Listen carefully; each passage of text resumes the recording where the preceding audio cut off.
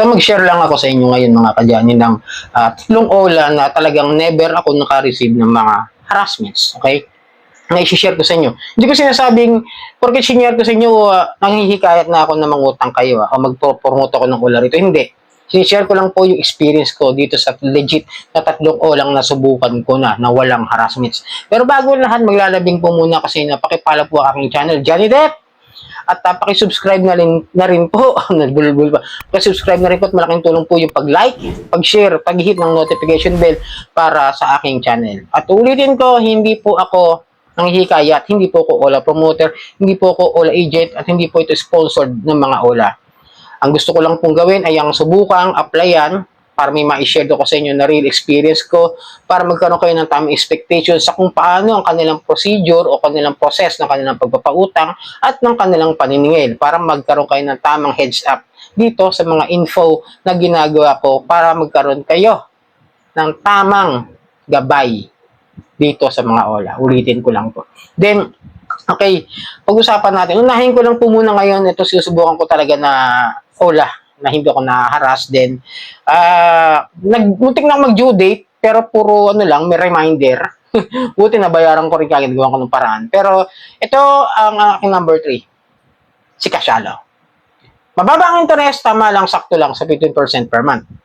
Pero lagi siyang one-time payment. Okay? Pero okay na yun. At least 1 month. Hindi ka tulad ibang 7 days, kailangan mo nang ibalik ka sa laki pa ng kalta. Samantala kay Kasyalo, buo mo nang matatanggap at babayaran mo siya for 1 month.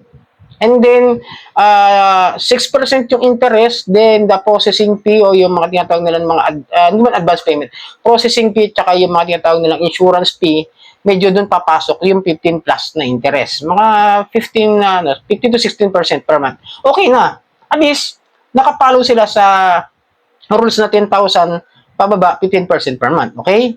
Then, wala po akong naranasan. Only reminders lamang po. Tuwing, before 3 days, kaya mag-guide tayo ng maaga sa kanila ng 3 days before due date. O kaya naman, bago kayo mag-renew, is yung due date, tapos tsaka kayo mag-renew kinabukasan para tumaas po yung credit limit nyo kay Kasyalo. Then, second is my legit na OLA na walang harassment akong naranasan dahil almost magti 3 years na ang aking utang sa kanila is the Billies. Maganda si Billies talaga. Hindi nangaharas. Laging email lamang.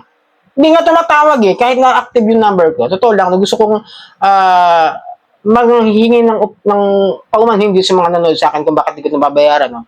Hindi ko po sinasadyang hindi bayaran. Malaki na po kasi yung penalty for almost 2 years mahigit. Magkitiris na nga. Nasa 10 plus na yata, if I remember it correctly, nung huli kong sinilip siya, para magte-10 nung last year. Kasi inuperan po nila ako ng principal amount, pero one-time payment lang po yun, noong December. Binigyan nila ako ng hanggang December 30. But that time, medyo kapos pa rin talaga tayo kahit may 13 month tayo. Wala kami bonus, 13 month lang. Kapos pa rin noong time na yun dahil nga mayroon ako sinusuportahan na hindi ko sinasabing hindi ko binabayaran at hindi ko babayaran. Kasi may sinusuportahan po akong magulang at kapatid. Kahit na may asawa na po ako at nag-uupahan lang din po. Ulitin ko kaya nga sabi sa inyo, mahirap din mag-budget pagka may iba kayong gastusin. Lalo kung lalaman kayong marami kayong bayarin. Okay, hindi ko po yun sinasadya. Kaya pag dumating yung time na medyo nagkapera talaga ako this year, kung sakasakali makaahon na ako sa mga binabayaran ko, I will try to cooperate with them na magkaroon ng promise to pay na kung papayag sila. Pero I think I heard enough na sabi nila kapag nag-promise to pay, ito pa rin lang. Kung sa kaya mo lang bayar is 1,000 per month, pwede naman daw as long as nag-move on yung ating balance do sa kanila. Hanggat gumagara yan, okay lang. Nababawasan daw yung talagang inutang mo. Hihinto yung penalties at yung utang mo, mawawala pa unti-unti. Ngayon, kung may reklamo kayo about do sa sinasabi ng mataas daw yung penalties nila, tingnan nyo kasi kung magkano ba yung magiging penalties ninyo before kayo tumanggap ng loan o bago kayo mag-accept ng loan agreement. Kasi minsan meron ako nabasa na 200 daw per day.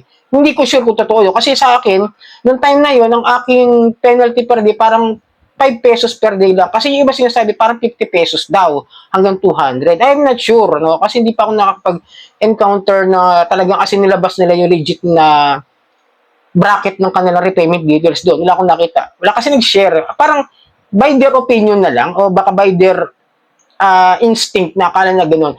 Pero kausapin po natin. Ito ulitin ko sa inyo, mas maganda nakapag-usap sa kanila dahil legit naman daw na maayos kausap yung mga yan, yung mga customer service ng BDS. Okay? Then, my number one is Natala. Yung 1.5 ko, mga kadyani, maniwala kayo sa hindi, nasa 2,000 plus lang. Pero, syempre, gusto ko siyang bayaran ng buo, pero hindi ko rin naman mabigla dahil may mga tawag doon na, every quincenas may binabayaran akong utang eh. Sabi kasi hindi ako mayaman. Kaparehas yun lang ako. Umuutang pa rin ako sa mga personal at sa mga kaibigan. Pero to sa mga ola, sinusubukan ko na yung maliliit na halaga. Yung hanggang kaya ko lang bayaran para magkaroon lang kayo ng tamang expectations sa kung paano ako sumusubok mag-apply. Yung mga 1,000 lang, hanggang doon lang limit ko. Sagad na ako kay Kasyalo ng 4,000, ayoko na dagdagan. Hanggang doon lang po ako. Kasi yun lang po yung kaya kong bayaran by monthly para masubukan ko i-share sa inyo yung experience ko sa mga ola na yan. Okay? So si Tala, wala. Puro reminder lang sa email. Wala pang text, wala pang tawag. Talaga napakatahimik. Kaya medyo nakakahiyang hindi natin bayaran. At sasabihin nyo naman na lahat ng ola dapat iban. Parang magiging against ako doon sa mga ola na okay naman. Diba? Yung kaya naman kausapin. Sana maging open tayo sa mga ganitong klase. Hindi pa porket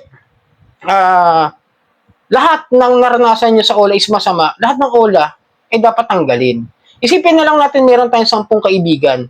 Meron tayong 7 kaibigan na tinarantado tayo at may 3. Sasabihin nyo ba sa sarili nyo na yung mga kaibigan ko yan, lahat yan tarantado. 7 lang yung tumarantado sa'yo, di ba?